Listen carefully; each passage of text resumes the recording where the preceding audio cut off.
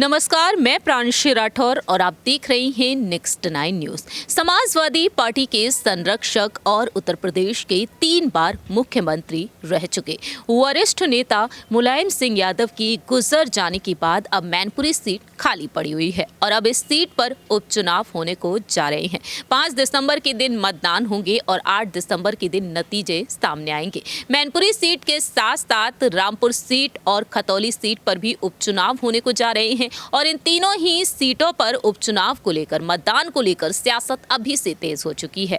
लेकिन यहां पर बात की जाए तो मैनपुरी सीट चर्चा का विषय सबसे ज्यादा बनी हुई है, क्योंकि एक तरीके से ये सपा का गढ़ कही जाती है। साल 1996 से लेकर अब तक मुलायम सिंह यादव ने इस सीट पर राज किया। अब उनके गुजर जाने के बाद इस विरासत को बचाने के लिए उनकी बहू डिंपल यादव को प्रत्याशी के तौर पर मैदान में उतार दिया गया है। इंतजार है इस बात का कि आखिरकार जीत किसकी होगी। लेकिन दूसरी ही तरफ मुलायम सिंह यादव की छोटी बहू अपर्णा विष्ट यादव के हाथों में बस निराशा ही लग रही है, क्योंकि हमेशा ही अपर्णा विष्ट यादव ने अपने परिवार को आगे रखा है और परिवार की खातिर वह भारतीय जनता पार्टी की तरफ से मैदान में नहीं उतर पाई हैं मैनपुरी सीट पर उपचुनाव के लिए बतौर प्रत्याशी।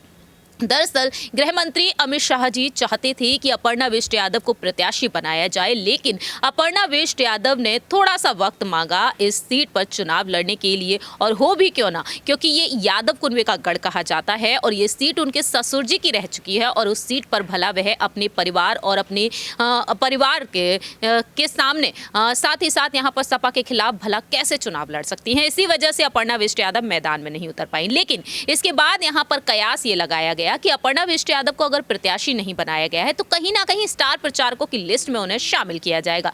लेकिन अब अपर्णा विष्ट यादव के हाथों में एक और निराशा लग चुकी है। स्टार प्रचारक की लिस्ट अब सामने आ चुकी है और इसमें भी अपर्णा विष्ट यादव का नाम शामिल नहीं है।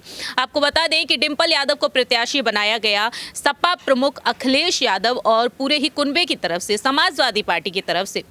लेकिन दूसरी ही तरफ बीजेपी ने रघुराज सिंह शाक्य को मैदान में उतार दिया। रघुराज सिंह शाक्य सपा और प्रसपा का हिस्सा रह चुके हैं और आज वह चुनौती देते हुए नजर आएंगे सपा और प्रसपा को, क्योंकि प्रसपा प्रमुख शिवपाल सिंह यादव स्टार प्रचारक के तौर पर मैदान में उतर रहे हैं। कहीं ना कहीं सभी को यही लगा कि अपर्णा विष्ट यादव को स्टार प्रचारक बनाया जाएगा, लेकिन ऐसा बिल्कुल भी नहीं हुआ है। दरअसल हाल ही में जो खबर सामने आई है और वो लिस्ट भी सामने आ चुकी है और इस लिस्ट के मुताबिक सामने आया है कि अपर्णा विष्ट यादव को भले ही लोकसभा सीट से टिकट ना दिया गया हो, लेकिन स्टार प्रचारक की लिस्ट में उन्हें शामिल किया जाएगा, लेकिन इसमें भी उनका नाम शामिल नहीं है। दूसरी ही तरफ लखनऊ में बीजेपी प्रदेश अध्यक्ष भूपेंद्र चौधरी से उनकी मुलाकात हुई और चर्चाओं ने तूल पकड़ लिया था, लेकिन अपर्णा विष्ट यादव फिर भी इस पार्टी की तरफ से मैदान में नहीं उतारी गई। अब टिकट बंटवारे के बाद यहाँ पर चुनाव प्रचार को लेकर चर्चा हुई, लेकिन अब इस लिस्ट में रक्षा मंत्री सीएम योगी आदित्यनाथ,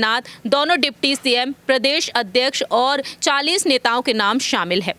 लेकिन यहां पर अपर्णा विष्ट यादव को लिया तक नहीं गया है। लोकसभा चुनाव के लिए अपर्णा विष्ट यादव का नाम शामिल तक नहीं है और इस तरीके से अपर्णा विष्ट यादव को बीजेपी की तरफ से अब तक कोई अहम जिम्मेदारी, कोई बड़ा पद नहीं दिया गया है। फिलहाल देखा जाए तो आपको बताते चले, योगी कैबिनेट का हिस्सा नहीं बनाया गया अपर्णा को, ना ही आजमगढ़ से उतारा गया और ना ही अब मैनपुरी से। अब देखना दिलचस्प ये होगा कि साल 2024 में लोकसभा चुनाव होंगे, उनमें कोई उन्हें बड़ी जिम्मेदारी मिलेगी। फिलहाल हमारी इस रिपोर्ट में इतना ही। आपकी इस पर क्या कुछ राय है ये आप बता सकते हैं कमेंट सेक्शन में। तब तक के लिए आप देखते रहिए नेक्स्ट 9 न्यूज़।